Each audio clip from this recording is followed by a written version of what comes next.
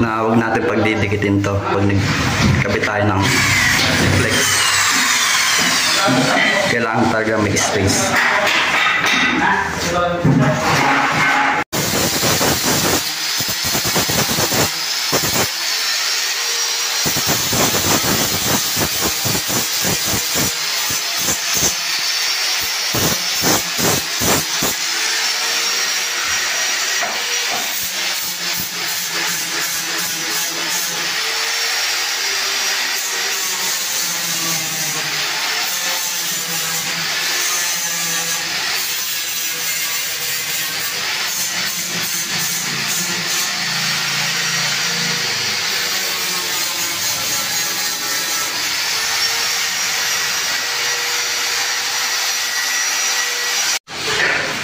Ngayon mga kabahay, pag na grinder nyo na pinagrebetan nyo mga ulo ng rebit, gawin nyo, masilyahan nyo ng epoxy A and B. Ayan, for purpose. Lahat ng rebetan lalagyan natin. Tapos nyan, sunod naman natin yung itong gap na to. Lalagyan natin ng stick weld. Ito gagamitin natin dyan. Para pag nagpintura, natapos na pintura, hindi siya pumuputok. Lagi natin tatandaan na huwag natin pagdidikitin to pag nagkabit tayo ng flex. Kailangan talaga may space.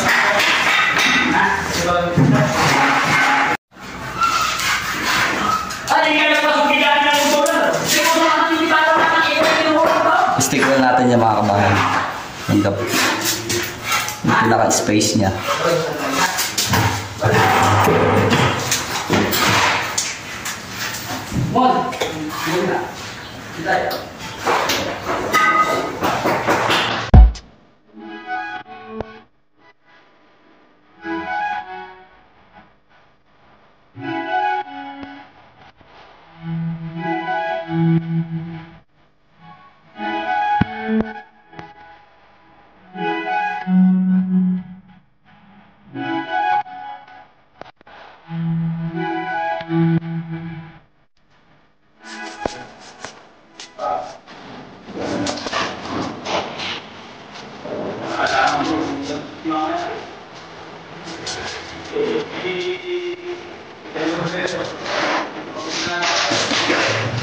Ngayon mga kabayat, hintayin nyo na ng staple book.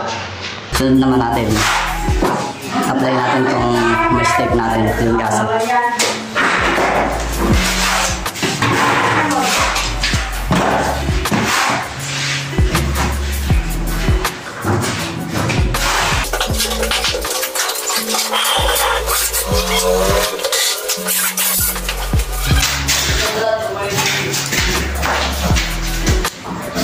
Ngayon mga kabayan, pag ano man lalagyan na natin ng gasa, buo, pwede na nating skim coat. Bali mga kabayan, gagamitin nating skim coat, Bostik.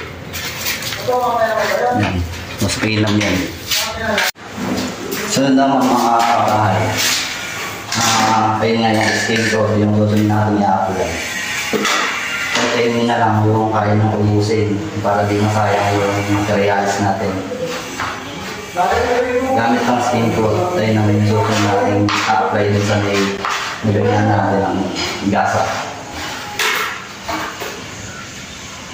Konti-konti lang para hindi tayo nagpipigasan ng skin coat.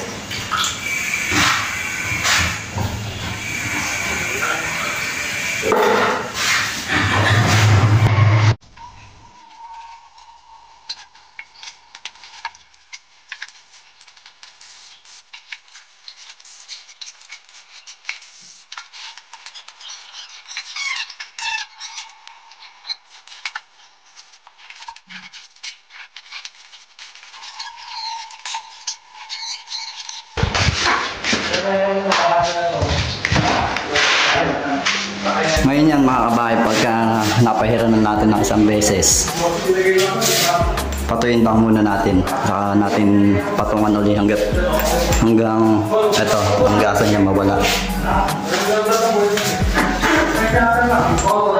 Patigasin lang natin konti dahil basta madali lang na matuyo yan. Dito marap po. Ganun din yung sa kabila, ganun din gagawin natin. Ayun yun. Bali, mga kabayo, ito rin pala. Ayan mga yan. May mga epoxy na yan. Lilihayin natin yan. Lahat yan. Tapos, ayun, papatungan din natin ng skim coat. Para sa susunod na liha natin, makuha natin yung finish.